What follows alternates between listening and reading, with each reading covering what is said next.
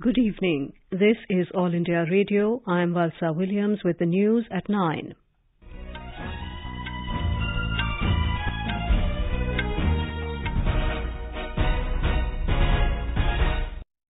The headlines. Both houses of parliament adjourned for the fourth day in a row following uproar over Rahul Gandhi's remarks on democracy and other issues. Centre approves buying of different weapon systems worth over 70,000 crore rupees for the defence forces. President Droupadi Murmu presents President's colours to Navy's Gunnery School INS Dronacharya in Kochi. Government asked 6 states, including Maharashtra and Kerala, to follow five-fold preventive strategy in view of rise in COVID cases. India's Nikhat Zareen beats Anakhanim Ismayilova of Azerbaijan in first round of Women's World Boxing Championships in New Delhi.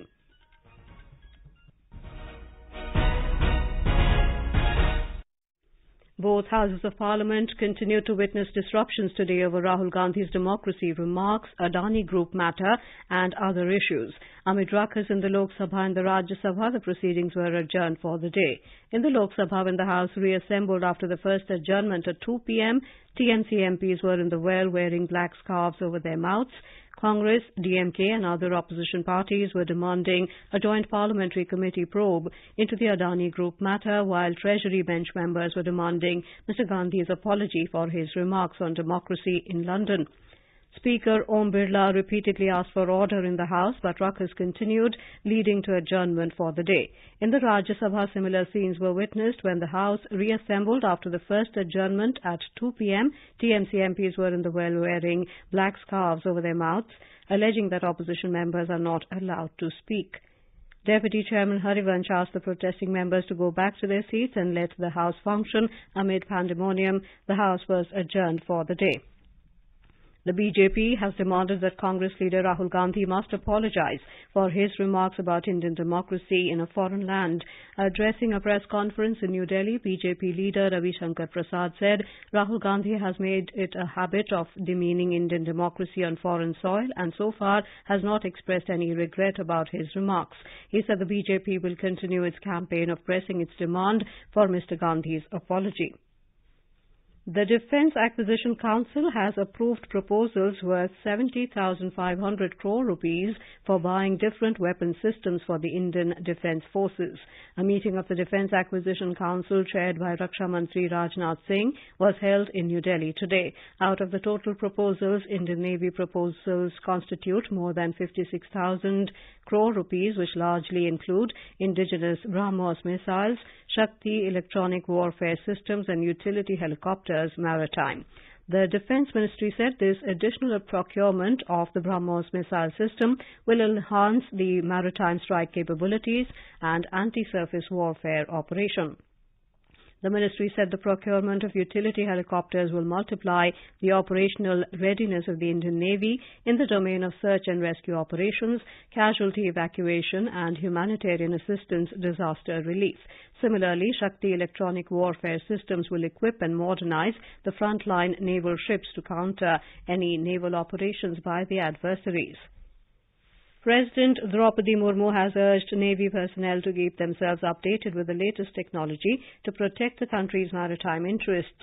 Speaking after presenting the prestigious President's colours to the Indian Navy's Gunnery School, INS Dronacharya at Fort Kochi this evening, President Murmu said being the 5th largest economy in the world with a long coastline and island territories, having a strong and modern navy is of very high importance. I congratulate all personnel for their impressive turnout and well-coordinated drills today. This is a reflection of the high standards of training being imparted to you all. I am delighted to note that this event coincides with the whole company, its 80 years of dedicated service to the nation. This institute is a center for excellence in granary and missile welfare. She said India's combat-ready, multidimensional and versatile Navy has deterred the country's adversaries and safeguarded the maritime interests for the past 75 years. The President also visited India's first indigenously built aircraft carrier, INS Vikrant, at the Kochi shipyard. She said the aircraft carrier is a shining example of Atmanirbhar Bharat and observed that India is among the select few nations with the capacity to build an aircraft carrier with indigenous technology. The Centre has advised the state governments and union territory administrations to grant industry status to tourism.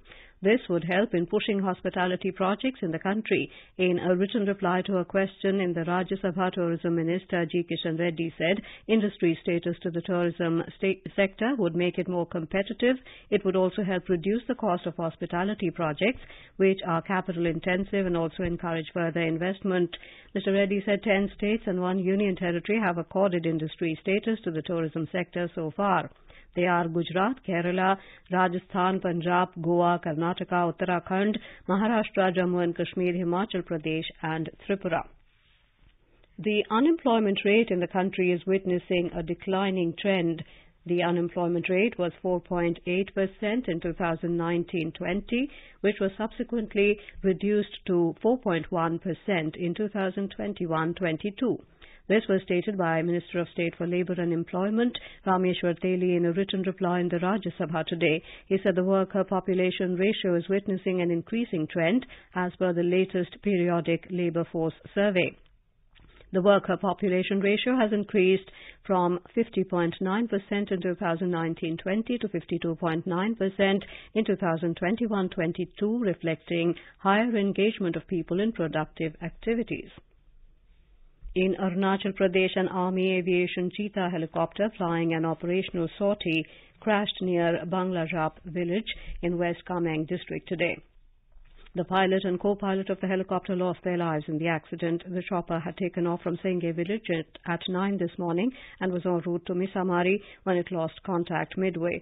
A search and rescue operation was launched by 5 parties of the Army, SSB and ITBP. A court of inquiry is being ordered to ascertain the cause of the accident.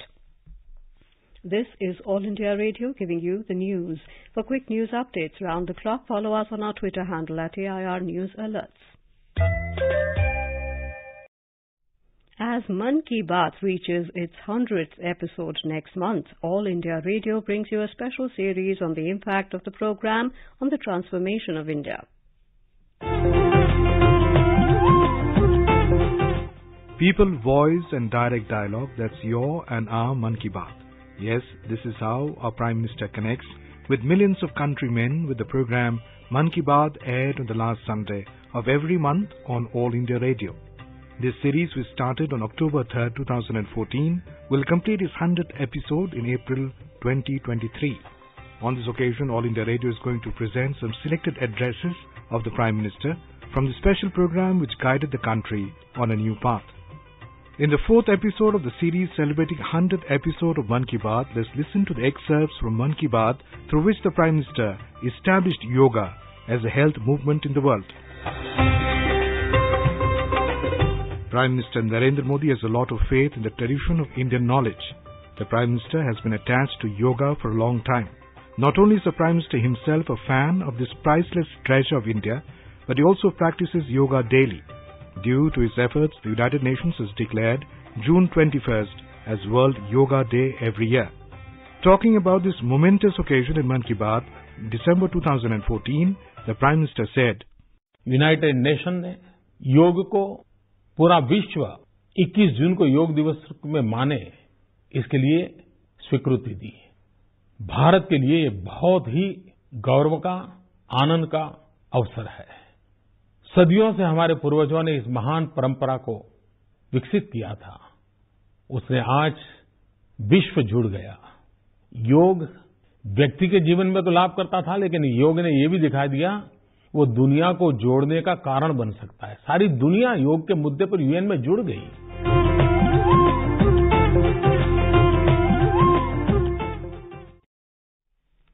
The Union Health Ministry has asked Maharashtra, Gujarat, Telangana, Tamil Nadu, Kerala and Karnataka to follow a 5-fold strategy of test, track, treat, vaccinations and adherence of COVID-19 appropriate behavior of wearing masks, maintaining hand hygiene and physical distancing, as these states have witnessed a rise in COVID cases. In a letter to the Chief Secretaries of the states, Health Secretary Rajesh Bhushan said there are a few states which are reporting a higher number of cases, indicating the possible localized spread of infection. He stressed on the need to follow a risk assessment-based approach to prevent and contain the infection without losing the gains made so far in the fight against the pandemic. The Health Ministry has advised the states to examine the situation of COVID-19 at the district and sub-district levels and maintain focus on the implementation of necessary measures for prompt and effective management of COVID. Prime Minister Narendra Modi today complimented all the healthcare workers for their efforts towards keeping India healthy. In reply to a tweet by Union Health Minister Dr. Mansukh Mandavia on the occasion of National Vaccination Day, the Prime Minister reiterated the commitment to building a healthy India and also recalled India's strides in vaccinating people. Japanese Prime Minister Fumio Kishida will be on a two-day official visit to India on the 20th and 21st of March. Briefing media in New Delhi this evening, External Affairs Ministry spokesperson Arindam Bagchi said India looks forward to the visit of the Japanese Prime Minister, as Japan is a very important partner. During the visit, Mr. Kishida will hold talks with Prime Minister Narendra Modi. Both sides will discuss bilateral and regional issues of mutual interest. Japan is a very important partner. We have annual summits with them. This is part of that. And they're also partners in plurilateral and multilateral constructs. So we look forward to a rich discussion. We look forward to exchange of views. Prime Minister had gone to Japan last year. Prime Minister Kishida had come here. So we look forward to taking forward those discussions. Replying to a query on reports of Khalistani supporters forcing Brisbane's Indian consulate to close down, Mr. Bagchi said the consulate was halted for a little while. He said the issue was raised with Australian authorities and they should take action. Prime Minister Modi had already spoken about such issues when the Australian Prime Minister was in India. देखिए, जैसे आपने प्रधानमंत्री जी से directly सुना उन्होंने कि ये सारे मुद्दे उन्होंने उठाए थे अभी जब ऑस्ट्रेलिया के प्रधानमंत्री यहाँ आए थे, तो उसी की ठीक बात हुआ था। ये मुद्दा भी उठाया गया है ऑस्ट्रेलिया अथॉरिटीज के साथ। हमें अपेक्षा यही है कि ये एक्शन लें, इस पे जो ये कर रहे हैं उनके खिलाफ कार्रवाई करें ताकि ये ना हो। On India's invitation to Pakistan's Defence Minister for an SCO meet, Mr. Bagchi said, as SCO chair, India sent invitations to all SCO members for intergovernmental events. In the Union Territory of Jammu and Kashmir, the National Highway Authority of India today threw open the 880-metre-long bypass tunnel at Pantyal in Ramban district to ensure a smooth flow of traffic through the most treacherous stretch. Pantyal is labelled as one of the most troubled spots along the Jammu-Srinagar National Highway. The tunnel has come up at a cost of about 100 crore rupees in about 4 years. Though the new tunnel will only save 1.1 kilometre of travel, it will save precious human lives, prevent frequent blockages on the National Highway 44 and make the journey smooth and quick. मैं धर्मेशा और हम लोग चंडीगढ़ की तरफ वापसी कर रहे हैं। ये पंथियाल टनल है जिसपे हम लोग पहले ही गाड़ी है जो यहाँ से जाने वाली है। ये जो डेंजरस पोर्शन था ये क्रॉस करेंगे तो ये बाईपास हो जाएगा। ये लोगों के लिए बहुत इजी हो जाएगा इस वे को क्रॉस करके आगे निकलने के लिए। मैं टैक्सी ड्राइवर हूँ जो श्रीनगर से जम्मू जा रहा हूँ। आज पंथियाल की नई टनल खुली है। गवर्नमेंट का शुक्रिया है कि ये बहुत खतरनाक डेंजर एरिया था जो आज हमें सेफली हम जम्मू पहुँच जाएंगे। India's Nikhat Zareen started her title defence in style as the ace Indian boxer registered a stunning win over Anakhanim Ismayilova of Azerbaijan in the first round of the Women's World Boxing Championships in New Delhi today. Nikhat will next face top seed 2022 African champion Ramaisa Boualam in the round of 32. Pune-based swimmer Sampann Ramesh Elar has become the fastest Indian in under-21 group to swim across the Park Strait from Talaimanar in Sri Lanka to Dhanushkodi in Tamil Nadu in 5 hours and 30 minutes. The previous record was 8 hours and 26 minutes. And now, before we end the bulletin, the headlines once again. Both houses of parliament adjourned for the fourth day in a row following uproar over Rahul Gandhi's remarks on democracy and other issues. Centre approves buying of different weapons systems worth over 70,000 crore rupees for the defence forces. President Droupadi Murmu presents President's colours to Navy's Gunnery School, INS Dronacharya in Kochi. Government asked 6 states, including Maharashtra and Kerala, to follow 5-fold preventive strategy in view of rise in COVID cases. And India's Nikhat Zareen beats Anakhanim Ismayilova of Azerbaijan in first round of Women's World Boxing Championships in New Delhi. That is all in the news at 9. Good night.